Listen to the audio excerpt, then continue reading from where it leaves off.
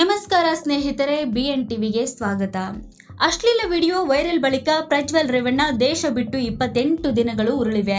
ಇದೇ ಟೈಮ್ನಲ್ಲಿ ಅವರ ತಂದೆ ರೇವಣ್ಣ ಕೂಡ ಜೈಲಿಗೂ ಹೋಗಿ ಬರಬೇಕಾಯಿತು. ಇಷ್ಟಾದರೂ ಕೂಡ ಪ್ರಜ್ವಲ್ ವಾಪಸ್ ಬರಲೇ ಇಲ್ಲ. ಮೊನ್ನೆ ತಾನೇ ಪ್ರಜ್ವಲ್ ಎಲ್ಲಿದೆಯಾ, ಎಲ್ಲಿದ್ದರೂ ಬಂದು ಬಿಡುವಂತ ಮಾಜಿ ಸಿಎಂ ಕುಮಾರಸ್ವಾಮಿ ಕರೆ ಕೊಟ್ಟಿದ್ದರು. ಇದೀಗ ಮಾಜಿ ಪ್ರಧಾನಿ ದೇವೇಗೌಡರು ಕೂಡ ಮೊಮ್ಮಗನಿಗೆ ಪತ್ರದ ಸಂದೇಶ ಮೂಲಕ ವಾಪಸ್ ಬರುವಂತೆ ಎಚ್ಚರಿಕೆ ರವಾನಿಸಿದ್ದಾರೆ. ಬರದೇ ಇದ್ದರೆ ಕುಟುಂಬದಿಂದಲೇ ಹೊರಹಾಕೋ ವಾರ್ನಿಂಗ್ ಕೂಡ ನೀಡಿದ್ದಾರೆ.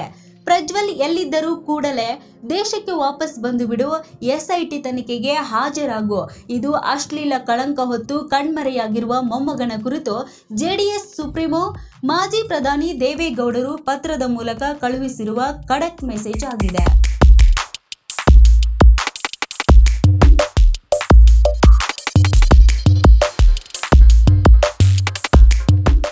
ತಪ್ಪು ಯಾರೇ ಮಾಡಿದ್ದರೂ ತಪ್ಪೇ.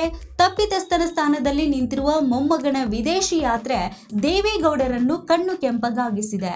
6 ದಶಕಗಳಿಂದ ಜೊತೆಗಿರುವ ಜನರ ವಿಶ್ವಾಸ ಮರಳಿ ಪಡೆಯಲು ಮೊಮ್ಮಗ ಕಾನೂನಿಗೆ ತಲೆಬಾಗಬೇಕಿದೆ. ಮೊಮ್ಮಗನಿಗೆ ಬರೆದಿರುವ ಪತ್ರವನ್ನು ದೇವೇಗೌಡರು ಸಾಮಾಜಿಕ ಜಾಲತಾಣದಲ್ಲೂ ಪೋಸ್ಟ್ ಮಾಡಿದ್ದಾರೆ. ಪ್ರಜ್ವಲ್ ಎಲ್ಲಿದ್ದರೂ ಬಂದು ಪೊಲೀಸರ ಮುಂದೆ ಶರಣಾಗಿ ವಿಚಾರಣೆಯನ್ನು ಎದುರಿಸಬೇಕು ಎಂದು ಯಾವುದೇ ಮುಲಾಜು ಮರ್ಜಿ ಇಲ್ಲದೆ ಹೇಳಬಲ್ಲೆ ಎಂದು ದೇವೇಗೌಡರು ಹೇಳುತ್ತಾರೆ.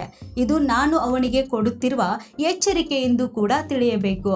ಅವನು ಈ ಎಚ್ಚರಿಕೆಗೆ ಮನ್ನಣೆ ಕೊಡದಿದ್ದಲ್ಲಿ ನನ್ನ ಮತ್ತು ಕುಟುಂಬದವರೆಲ್ಲರ ಕೋಪವನ್ನು ಎದುರಿಸಬೇಕಾಗುತ್ತದೆ.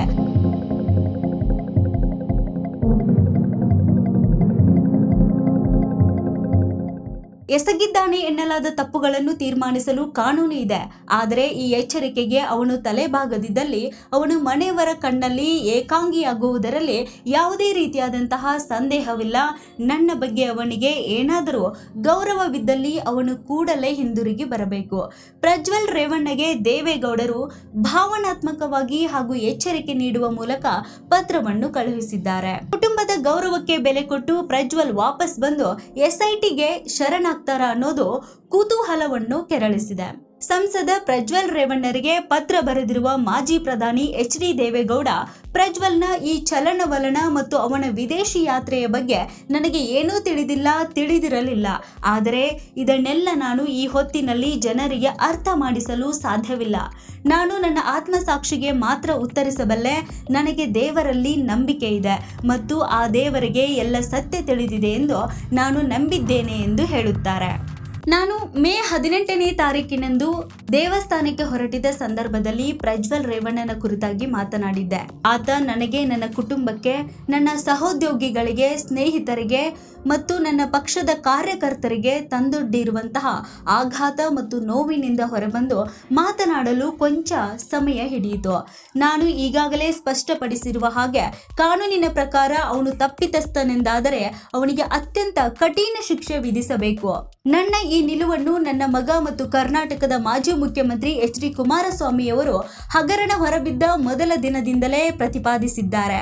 ಕೆಲವು ವಾರಗಳಿಂದ ಜನರು ನನ್ನ ಮತ್ತು ನನ್ನ ಕುಟುಂಬದವರ ಕುರಿತಾಗಿ ಅತ್ಯಂತ ಅವಹೇಳನಕಾರಿಯಾಗಿ ಮಾತನಾಡಿದ್ದಾರೆ. ಇದೆಲ್ಲವೂ ನನಗೆ ತಿಳಿದಿದೆ. ನಾನು ಅವರು ಮಾತನಾಡುವುದನ್ನು ನಿಲ್ಲಿಸುವ ಪ್ರಯತ್ನ ಮಾಡುವುದಿಲ್ಲ. ನಾನು ಅವರನ್ನು ಟೀಕೆ ಕೂಡ ಮಾಡಲು ಹೋಗೋದಿಲ್ಲ.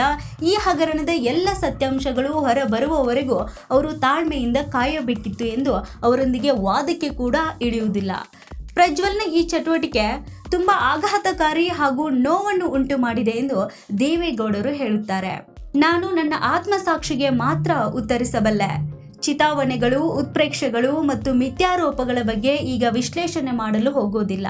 ಅವುಗಳನ್ನು ಮಾಡಿದವರು ದೇವರಿಗೆ ಉತ್ತರಿಸಬೇಕಾಗುತ್ತದೆ ಮತ್ತು ತಾವು ಎಸಗಿದ ಕೃತ್ಯಗಳಿಗೆ ಸೂಕ್ತ ಬೆಲೆ ತೆರಬೇಕಾಗುತ್ತದೆ ಎಂದು ನಂಬಿದ್ದೇನೆ.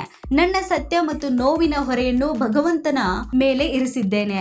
ಈ ಸಂದರ್ಭದಲ್ಲಿ ನಾನು ಈಗ ಒಂದು ಕೆಲಸವನ್ನಷ್ಟೇ ಮಾಡಬಲ್ಲೆ. ಅದೇನೆಂದರೆ ಪ್ರಜ್ವಲನು ಎಲ್ಲಿದ್ದರೂ ಬಂದು ಪೊಲೀಸರ ಮುಂದೆ ಶರಣಾಗಿ ವಿಚಾರಣೆಯನ್ನು ಎದುರಿಸಬೇಕು ಎಂದು ಯಾವುದೇ ಮುಲಾಜು ಮರ್ಜಿ ಇಲ್ಲದೆ ಹೇಳಬಲ್ಲೆ. ಇದು ನಾನು ಅವನಿಗೆ ಕೊಡುತ್ತಿರುವ ಎಚ್ಚರಿಕೆ ಎಂದು ಕೂಡ ನೀವೆಲ್ಲರೂ ತಿಳಿದುಕೊಳ್ಳಬೇಕು ಎಂದು ದೇವೇಗೌಡರು ಹೇಳುತ್ತಾರೆ. ರಾಜಕೀಯ ಜೀವನದುದ್ದಕ್ಕೂ ನನ್ನ ಜೊತೆಗೆ ನಿಂತಿದ್ದಾರೆ. ಅವರಿಗೆ ನಾನು ಸದಾ ಚಿರಋಣಿಯಾಗಿರುತ್ತೇನೆ. ನಾನು ಬದುಕಿರುವವರೆಗೂ ಅವರ ಹಿತದ ವಿರುದ್ಧ ನಡೆದುಕೊಳ್ಳುವುದಿಲ್ಲ ಎಂದು ಎಚ್ ಡಿ ದೇವೇಗೌಡರು ಪತ್ರದಲ್ಲಿ ಉಲ್ಲೇಖಿಸಿದ್ದಾರೆ.